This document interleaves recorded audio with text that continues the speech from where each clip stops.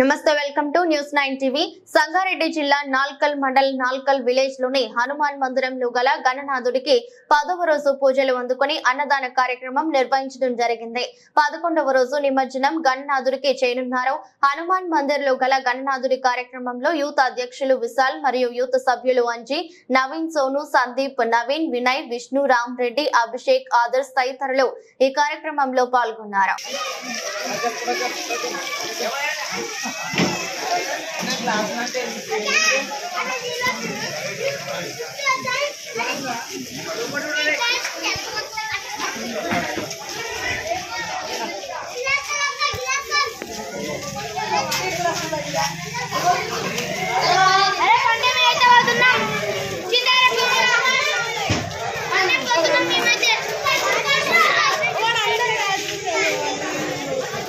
मेरे को